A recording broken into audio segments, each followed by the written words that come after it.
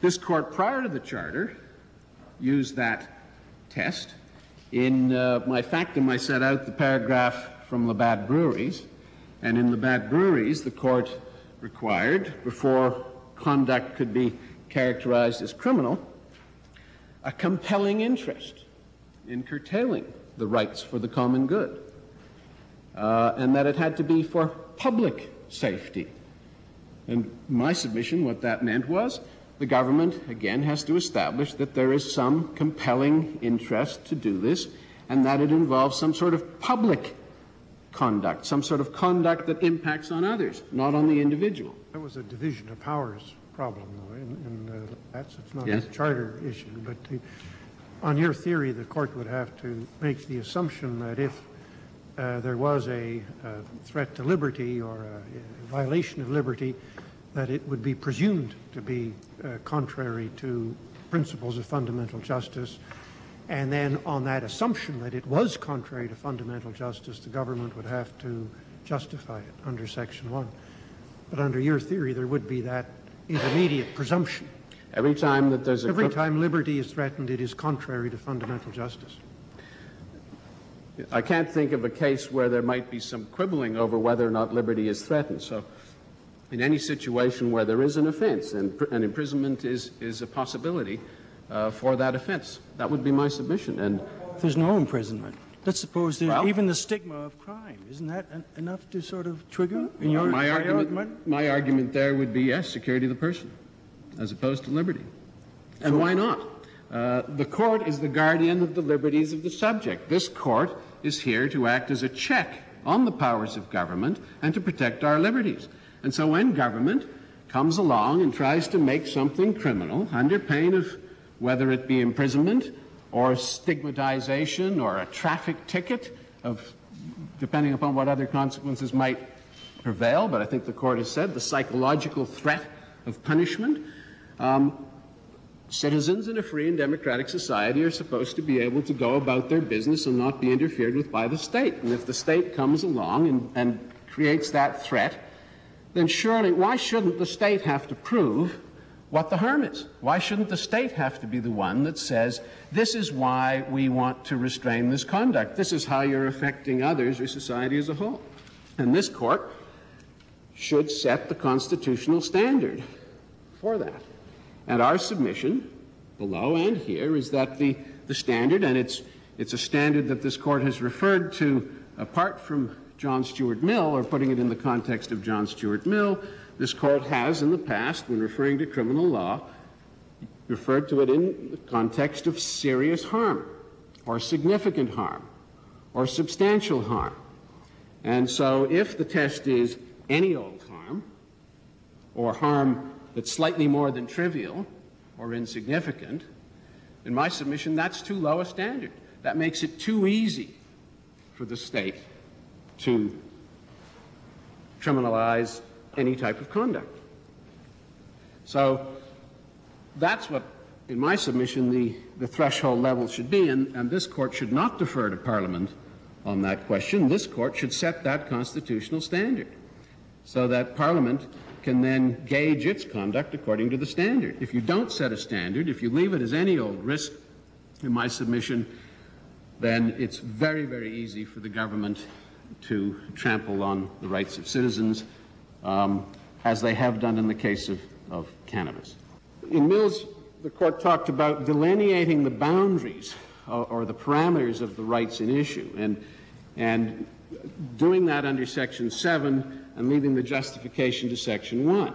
The difficulty that I have is how do you determine the parameters under Section 7 without looking at government and government somehow limiting the right? I mean, the right is freedom.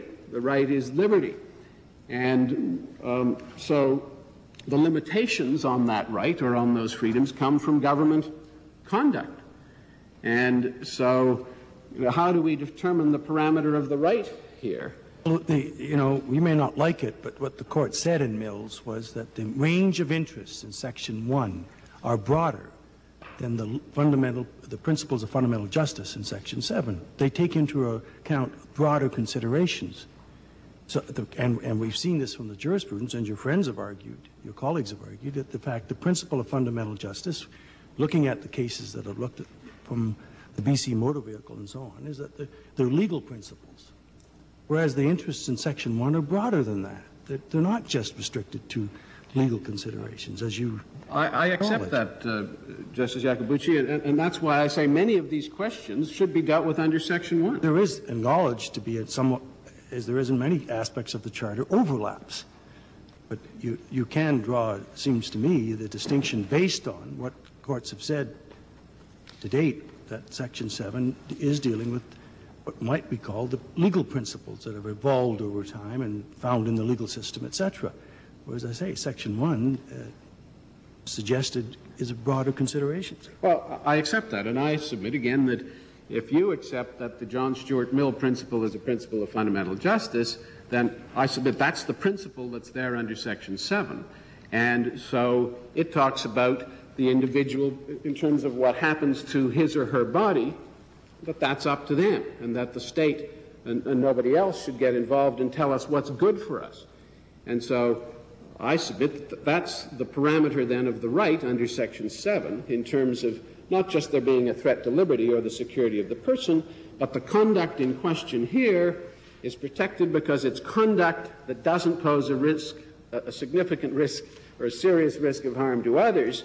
And if it does cause harm, it's harm perhaps to the individual user, and harm to the user is protected. And if that user's use gets to the stage where it's imposing something on society or others, that's a question that gets dealt with under Section 1. That gets, as Mr. Malmo-Levine said, these aren't inherent risks of harm here.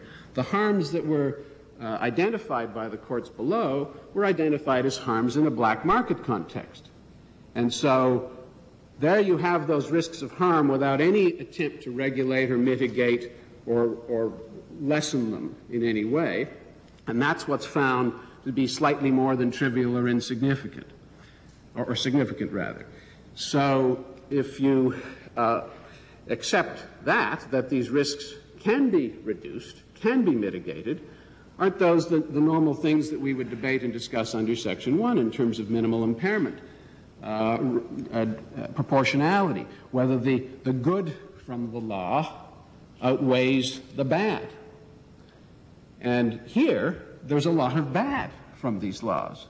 The courts below didn't only find harm to the user or some risk of harm to society as a whole, it found that there were extensive harms caused by the law itself. And those harms are set out in the decision below, in the appeal book, volume 2 of Malmo-Levine, starting at page 255, where the court said, countless Canadians, mostly adolescents and young adults, are being prosecuted in the criminal courts, subjected to the threat, if not actual imprisonment, and branded with criminal records for engaging in an activity that is remarkably benign. Estimates suggest that over 600,000 Canadians now have criminal records for cannabis-related offences. Meanwhile, others are free to consume society's drugs of choice, alcohol and tobacco, even though these drugs are known killers. And those were 1995 statistics, so you can probably infer that there are substantially more since then. 2, disrespect for the law by upwards of 1 million persons who are prepared to engage in this activity, notwithstanding the legal prohibition. Chief Justice, as you said, I think, in Querrier, I'm not sure, a line has to be drawn between criminal and non-criminal conduct. And if that line isn't drawn, it leads to disrespect for the law. And here, the line has been drawn inappropriately, and it has led to disrespect for the law, widespread disrespect for the law. And so it isn't upheld, or it creates more damage, I should say, this law, than good. Again, if you get to that test under Section 1. Distrust by users of health and educational authorities who in the past have promoted false and exaggerated allegations about marijuana. The risk is that marijuana users, especially the young, will no longer listen even to the truth. So again, this constant position that's been put forward in order to inculcate fear into people and think that this is a problem has led them to once they find out the truth, to then not give any credibility to those people who keep making those kinds of statements, notably parents and educators. Lack of open communication between young persons and their elders about their use of the drug or any problems that they're experiencing with it, given that it's illegal. Similar issue. The risk that our young people will be associating with actual criminals and hard drug users who are the primary suppliers of the drug. The lack of governmental control over the quality of the drug on the market, given that it's available only on the black market. The creation of a lawless subculture whose only reason for being is to grow, import, and distribute a drug which is not available through lawful means. And I pause to say here, we're not talking about the odd isolated individual who might decide to possess and use marijuana. We are now talking about what has developed as a fairly extensive subculture, a culture that has its own magazines, it has its own movies, it has many of these attributes of a culture that don't exist from, say, that stereotypical heroin addict or cocaine addict that you read about. The nature of the consuming group of this particular substance has developed into an actual culture. 8, the enormous financial costs associated with the enforcement of law. And 9, the inability to engage in meaningful research into the properties, effects, and dangers of the drug because of possession of the drug is unlawful. So my submission, you have here greater harms from the law itself than anything that was found below in relation to, certainly to others or to society as a whole. You said Butler, Cunningham, and Rodriguez supported. In my submission, that's simply not the case. In Butler, you talked about a reasoned apprehension of a risk of harm, and I think the dissenting members talked about serious harm. Certainly Cunningham was a prison case involving and the question was whether there was a sufficient threat to the charter right, namely changing the rules during the course of imprisonment. And this court found that the effect on the liberty was significant, and went on to say that the court wouldn't protect against trivial infringements of charter rights. Well, here we're dealing with serious infringements or potential infringements of charter rights, the threat to liberty and the security of the person.